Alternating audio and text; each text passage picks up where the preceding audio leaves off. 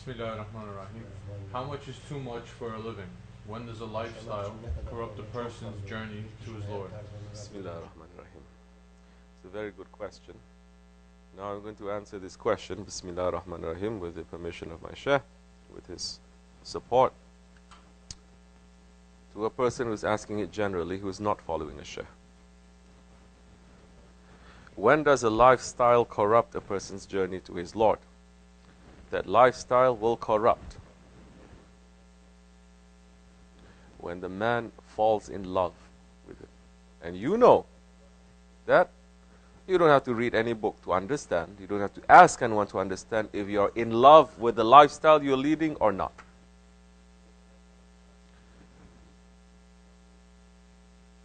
It's easy. Same way you love someone, when you love someone, you're always thinking about that one. You're waking up, you're thinking, you're going to sleep, you're thinking, you're eating, you're thinking, you want to be always to be with that one. Thinking about the times you were with that one. You're obsessed with it. That obsession, I don't like to use that word, but that obsession has to be for Allah and His Prophet. Step by step, first through the inheritors of the prophets, the sheikhs, the saints of Allah. When you're waking up, you're thinking about your sheikh, who is representing the prophet. Therefore, he's like a mirror of the prophet. Then you're going to sleep, you're thinking about your prophet, about your sheikh. Then throughout the day, you're always thinking about your sheikh, what he's saying, how you're going to please him, what is good, what is... Then that time, you're well on your way. You're on the Siratul Mustaqim. Yes. Because now, that one, especially that one who is on the way of the prophets, the prophet is on the way of Allah, then it's the same as pleasing Allah. Of course, they are not prophets, they are not Allah, but now they are representing. And they have finished with everything, they are finished with their desires, they are finished with everything, and they have already disappeared in the oceans of their Lord. So, but if you have a lifestyle and you're waking up and you're going through your day and you're sleeping thinking about your lifestyle, waking up thinking about your job, how much you're going to earn, thinking about your family, I'm not saying this is evil, we're supposed to be thinking, but if it occupies your mind more than it occupies, more than the remembrance of Allah and His Prophet is occupying your mind, then that's the time when you're saying that there is an imbalance. I'm not going to say the lifestyle is corrupting your faith, but there is no balance there. There's no balance there. Because you're just concerned again about this dunya. Anything that distracts you from Allah is a dunya. That time it doesn't matter if you're a billionaire or you are a garbage collector. It's not the amount of money now. Of course, if there is more money, there is more pull, there is more attraction to the dunya.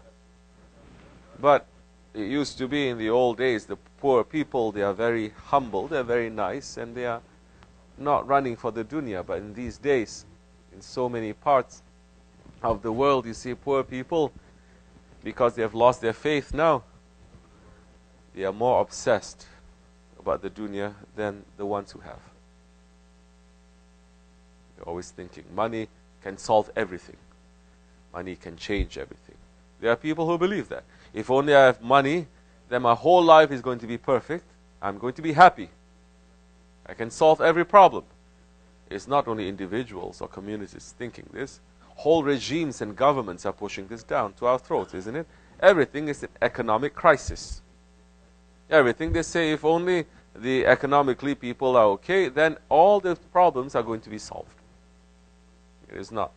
It's much deeper and it's much wider than that.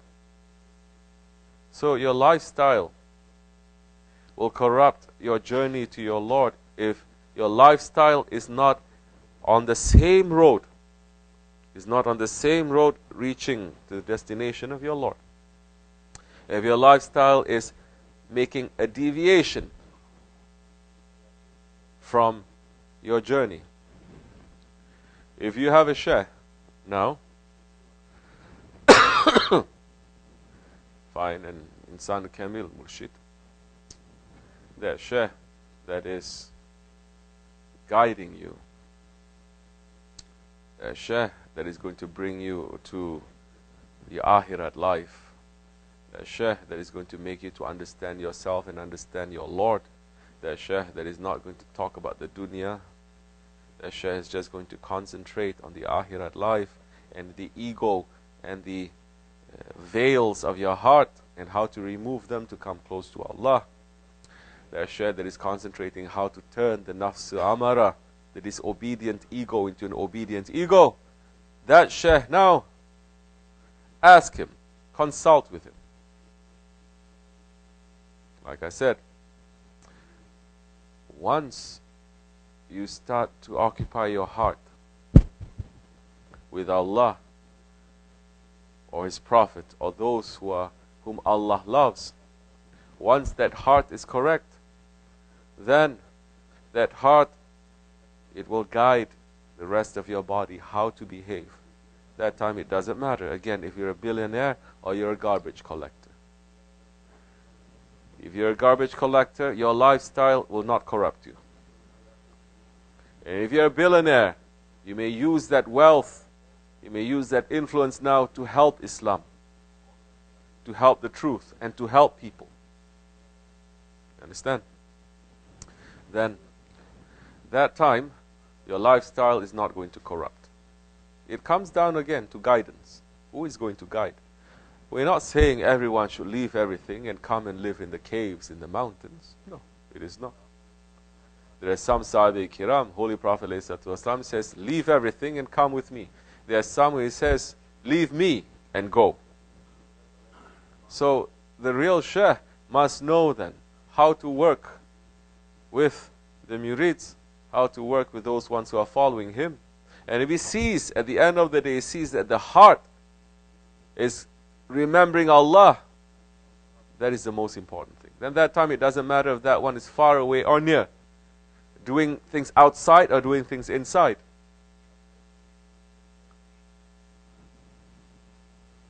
There was one Sahabi who was living with the Prophet, eating with him, praying with him, doing everything with him.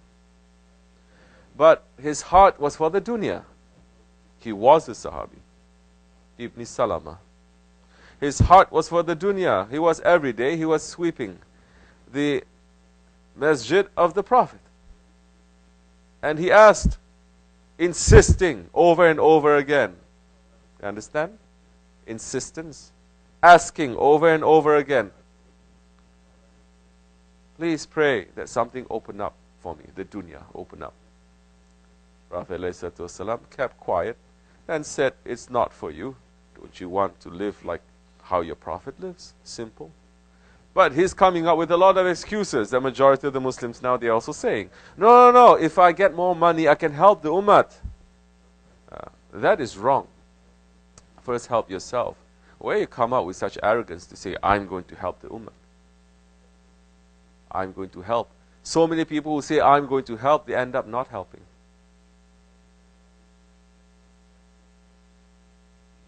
But those who say, I need help, they end up helping.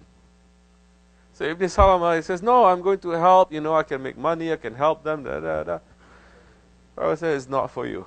He insisted, finally, Prophet opened his hand, whatever Prophet prayed for, Allah gives. And now Ibn Salama, it's a long story, he got into some property, some wealth, some animals. He moved out from the Prophet's mosque, he moved out of Medina, his property grew and grew and grew, he became very rich. And when the time came to collect the zakat, to help the ummah, Prophet sent Sahabis to collect, going around to collect. They came to Ibn Salama, and Prophet was asking before that, where is Ibn Salama? They said, he moved out, Ya Rasulullah.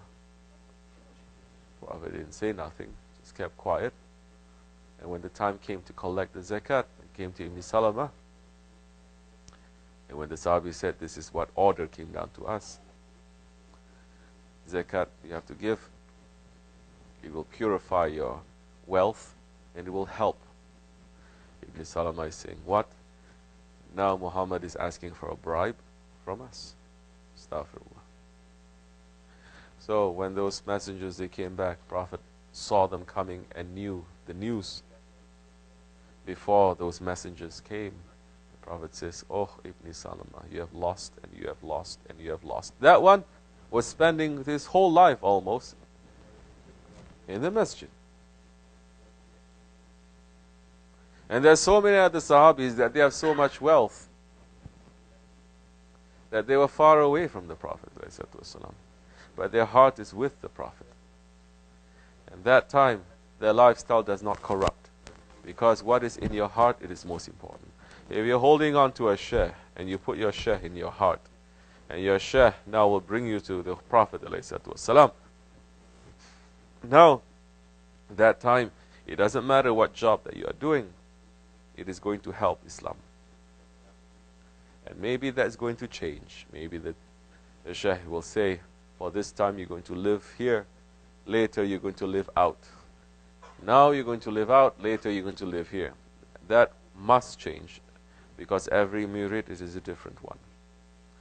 But once you start doing that, yes, then that time, your lifestyle will not corrupt your journey. People have a wrong idea too.